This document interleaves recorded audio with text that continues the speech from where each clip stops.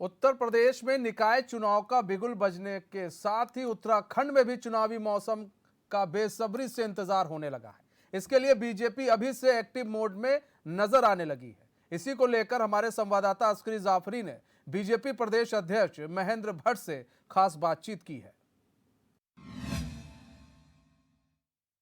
भाजपा के प्रदेश अध्यक्ष महेंद्र भट्ट जी हमारे साथ मौजूद हैं। इनसे कई महत्वपूर्ण विषयों पर बातचीत करेंगे। सर, निकाय चुनाव भी नज़दीक है, लोकसभा चुनाव भी नज़दीक है। ऐसे में अगर हम भाजपा की बात करें तो क्या कुछ तैयारियां हैं सर? देखिए, क्योंकि अभी हमारा संगठन पर्व चल रहा है और हम लोगों ने अपने प्रत्येक बूथ तक जो बूथ टोली है उसका गठन हमने कर दिया है।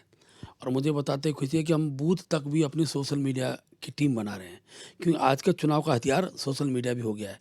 केंद्र की योजनाएं हो, प्रदेश सरकार की योजना बूथ तक किस रूप में पहुंचा सकते हैं। मोदी जी का भाषण ही है तो बूथ तक चला जाए, बूथ के कार्यकर्ता उससे प्रेरित हों।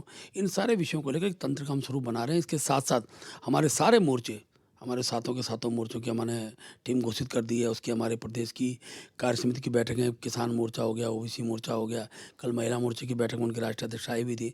तो उनके द्वारा भी नीचे तक बूथ तक के कार्य, हर बूथ पर 20 बहन कार्यकर्ता, ये महिला मोर्चे ने अपने कार्यकर्ता का आह्वान किया है।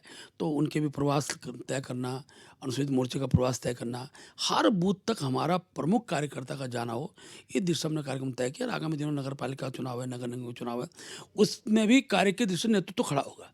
और नेतृत्व का जब हमारे पास उस रूप का खड़ा होता है तो जीत हमारी होती है। इसी प्रकार लोकसभा चुनाव में आज हम सांसद के साथ बैठने वाले हैं, तो सांसदों के कार्यक्रमों की श्रृंखला मुख बनाएंगे। सांसद भी प्रत्येक मंडल तक, प्रत्येक सत्र केंद्र तक उनका जाना, इस प्रकार की रचना हम लोग भविष्य में बनाने वाले हैं। सर, दायित्वों का इंतजार तमाम जो भाजपा कार्यकर्ता हैं, वरिष्ठ कार्यकर्ता हैं, वो कर रहे हैं, क्योंकि होली भी बीत गई है, दिवाली भी चली गई है। एक लंबे वक्त से दायित्वों का इंतजार है। किस तरह से आप देखते हैं कब तक दायित्वों का बंटवारा हो जाएगा सर? देखिए, क्योंकि जो मेरे पास जानकारी है मैं उसके हिसाब से अगर बताऊं तो माननीय राष्ट्रीय अध्यक्ष जी के पास हमने सूची अपनी भेज दी है। क्योंकि राज्य मंत्री का दर्जा का विषय होता है, कैबिनेट दायित्व का दर्जा का विषय होता है, इसमें राष्ट्रीय नेतृत्व की सहमति आवश्यक होती है। मुझे लगता है बहुत जल्दी वो सहमति हमको प्राप्त होगी और हम लोग दायित्वधारी अपने जो कार्यकर्ता उनको बनाएंगे। सर, आप सोशल मीडिया रेटिंग भी तमाम जो विधायक हैं, सांसद गण की करने जा रहे हैं, किस रूप में इसको देखते हैं? कितना ज़रूरी ये हो जाता है चुनाव के दृष्टिगत? देखिए, हमारी पार्टी में आज के जो सोशल तंत्र है उसकी बहुत चिंता हो रही है। कार्यकर्ता का नेतृत्व विकसित करने में सोशल मीडिया का भी बहुत बड़ा एक महत्व स्थान आज की तारीख में हो गया है। और उस दृश्य जैसे मेरा सोशल मीडिया है, मेरे सोशल मीडिया पे भी केंद्र लगातार नज़रें रखे हुए हैं। और हमने तय किया कि हमारे जो विधायक हैं, सांसद हैं, हमारे जिलाध्यक्ष हैं, हमारे पार्टी का पेज है, पार्टी का ट्विटर है, ये सामाजिक क्षेत्र में इसका भी एक स्थान खड़ा हो। तो प्रत्येक दिन उसकी मॉनिटरिंग होती है और हमको प्रत्येक दिन की रिपोर्ट भी मिलती है। तो जहाँ पर कमी रहती है उसमें सुधार करते हैं। और क्योंकि अब मैंने जब शुरू में ही कहा कि अब अपने कार्य को बूथ तक ले जाने में सोशल मीडिया का बहुत बड़ा योगदान हो गया है, इसलिए सोशल मीडिया में भी हम अन्य राजनीतिक दलों में आगे रहे, यही हमारा प्रयास है। सर, आपसे एक आखिरी सवाल है। लैंड जिहाद आज की तारीख में बड़ा चर्चा का विषय बना हुआ है उत्तराखंड में। किस तरह से आप देखते हैं? कांग्रेस कहती है अगर मज़ार को अतिक्रमण के रूप में देखते हैं तो कई मंदिर भी इस तरह के हैं फॉरेस्ट्री लैंड पर। देखिए, बहुत स्पष्ट मुख्यमंत्री जी ने किया है कि हम लोग सरकारी भूमि पर है, वन भूमि पर है, इसमें भूमि पे कब्जा करने का जो षड्यंत्र चल रहा है, जिसे लैंड जिहाद के नाम से कहा गया कि आखिरकार बिना अवशेषों के ऊपर मज़ार बन जाए, तो इसका उद्देश्य जो है वो कोई मैं कह सकता हूँ कि जो गरीब मुस्लिम उसको इस विषय से कोई लेना देना, गरीब कोई हिम्मत भी नहीं जुटाता है। ये एक प्रकार का ऐसे भूमाफिया हैं जो इस काम को अनेकों राज्यों में कर चुके हैं। उत्तर प्रदेश में उसके अनेकों उदाहरण हमको देखने को मिले हैं।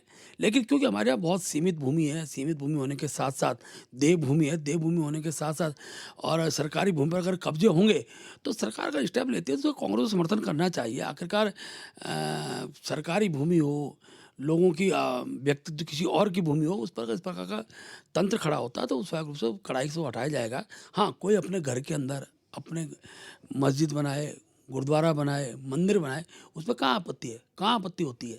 तो स्वाभाविक रूप से क्योंकि जब इस बीच में जब ये सब चीज़ की यहाँ सर्वे हुआ तो वो चीज़ें निकल के आई जिस पर मुख्यमंत्री जी ने कड़ा रोक अपनाया। मुख्यमंत्री जी के कार्य का समर्थन करते हैं। तो आपने हमारे साथ भाजपा के प्रदेश अध्यक्ष महेंद्र पर, जिन्होंने कई महत्वपूर्ण विषयों पर अपनी बातचीत रखी है, साथ ही लैंड जिहाद के मुद्दे पर बड़ी बेबाकी से अपनी राय रखी है। इसके अलावा निकाय चुनाव 2023, लोकसभा चुनाव 2024 में भारतीय जनता पार्टी की क्या भूमिका रहने वाली है और किस रोड मैप पर भाजपा काम कर रही है, इन तमाम सवालों के जवाब दिए हैं। अपने सहयोगी अर्जुन बिष्ट के साथ मैं अस्करी जाफरी, HN 24/7